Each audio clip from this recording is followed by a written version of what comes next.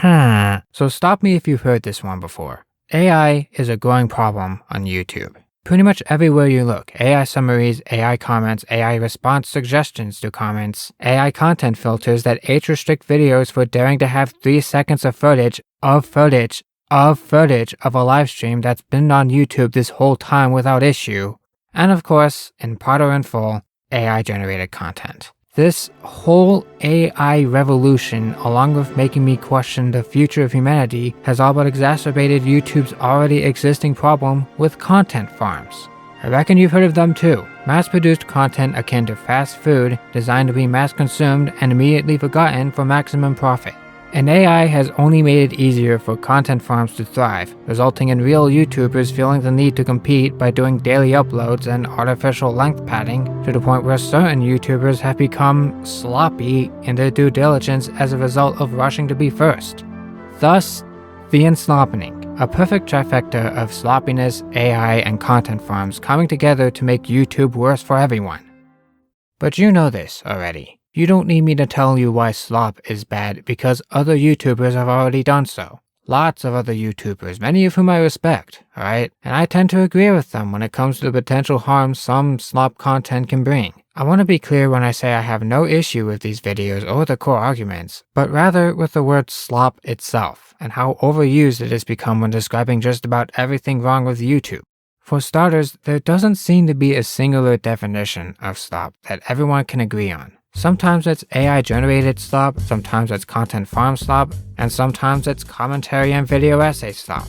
I've seen this term applied to all sorts of content, ranging from the obvious AI trash and content farms, to Netflix movies, to Sniper Wolf, to Mr. Beast, to SunnyV2 and all his clones, more Pegasus, Turkey Tom, Power Live, Charlie, Some Ordinary Gamers, and even entire genres like reactions, commentary, and video essays. It's become a sort of insult people use against YouTubers they don't really like, and it carries with it a sort of repulsive connotation. It's one of those ugly words like moist that just sounds icky. It evokes the mental image of pink sludge and meat grinders, and it automatically stigmatizes whatever falls underneath it. It's not the kind of word I'd personally throw around willy-nilly when describing other YouTubers, especially since there are certain content creators and, again, whole genres of content that I feel have caught astray in this whole discussion around slop.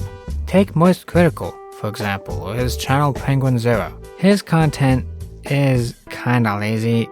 He does daily uploads where most of the time it's just him with one end of his dirty buds plugged in, talking to the camera about an article he read somewhere, or a movie he watched, or something funny he found on Reddit or some comment section. Sometimes his videos are just glorified stream highlights where he intersperses random bits of additional commentary along with the commentary he's already made on stream. Not to mention all the titles like The X Situation is Crazy or Huge Y Drama, which have become a meme at this point. Kinda sounds like slop, doesn't it? And judging from Reddit and the thumbnails of these anti-slop videos that put him front and center despite never actually calling him slop in the videos themselves, it seems like many people agree that Charlie is indeed slop.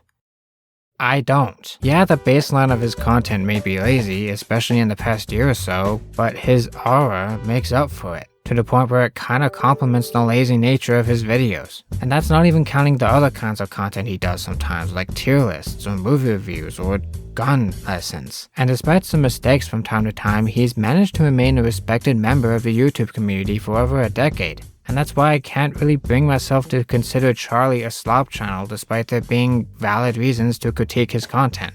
But when it comes to someone like SunnyV2, I have no gripes calling him slop. He's kind of the foil to Moist Critikal, where he does weekly uploads of video essays that tend to have conventionally nice looking editing. But where they excel in eye candy, they lack in character and personality and good writing and research and respect and humanity. SunnyV2 has been done to death by many others including me, so to keep things brief, I don't like his content at all. I think his editing and writing style is soulless and formulaic and is an insult to actual video essays. He is, in my opinion, a textbook case of slop.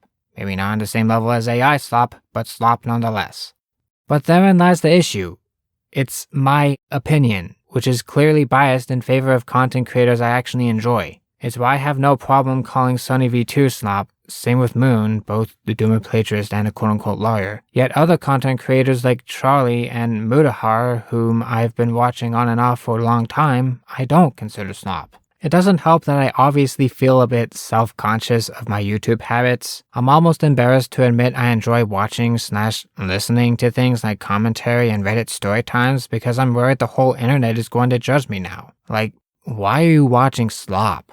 Don't you know that is slop? Do you actually like slop? What are you, a kid? A child? Autistic? Yes. What is wrong with you? You should stop watching slop and watch some real content, like and How to Basic, I don't know. Obviously I shouldn't take what other people say to heart, but the pressure's there. And that's just as a YouTube enjoyer. As a YouTuber, I'm also worried about being labeled as slop myself. I do have my fair share of issues and poorly aged videos, but I like to think I don't make slop. Alright, I write, record, process, edit, caption, and publish every single one of my videos all on my own. And I put a lot of time and passion and love into each one. But since I make mostly quote-unquote video essays, and no thanks to SunnyV2 and Moon and all their copycats, video essays are dying, I'm worried I'll catch a stray at some point and all my hard work will, in a way, be nullified. I can't imagine being considered slop can do much good for your mental health, especially if you're truly passionate about what you do,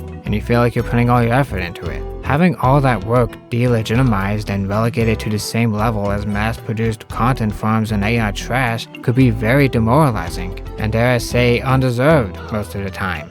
And that's why I think the word slop should honestly just not be used at all, right? Except for things we can all agree are slop, like AI-generated trash. There are concerning trends on YouTube that need to be addressed, right? Content farms are a problem. Generative AI is a problem. Drama commentators and video essayists being lazy in regards to due diligence are a problem.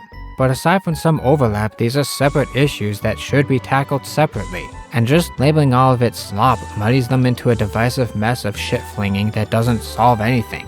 Veteran YouTubers losing their edge after a decade plus of making content are not the same as passionless entrepreneurs spam uploading lowest common denominator shorts for a quick buck. You can have your own opinions on what counts as slop, that doesn't mean they're the same. And if I'm to play devil's advocate, some of what many would consider slop may still have value to some people. In my case, having a consistent source of low-key, listenable content like Reddit storytimes can serve as pretty good background noise, because it's something easy to listen to that doesn't take up too much attention. I already made a video about Reddit content roughly a year ago, and how it's one of the first genres of content to be farmified. But there are still some decent content creators in the space like r/slash and Mark Narrations and Dr. Creepin who I just like to put on while driving, or working, or playing Minecraft or Terraria. You can argue these are all slop channels and I'd understand, right? r/slash doesn't always add enough commentary of his own, Mark Narrations hasn't really evolved his formula since 2020, and Dr. Creepin uses what looks to me are AI-generated thumbnails. But these guys still clearly love what they do. These are real people who, I believe with 90% confidence, use their real voices, who've been doing their thing for years and are still enjoying it. They aren't evil masterminds actively trying to undermine the entire platform, they're just doing what made them successful in the first place. And as someone who's been listening to these guys for years, I can't help but find comfort in these channels, regardless of what other people think. I guess to cap this off, I find this whole discussion surrounding slop to be super interesting, as it really highlights changing trends in what the audience wants and expects out of YouTubers. And while I obviously have my own takes on what counts as slop, I do like seeing so many people come together to express this kind of dissatisfaction with the current meta of YouTube content. I just think we shouldn't use such a divisive and clearly opinionated blanket word like slop to label everything. That's all.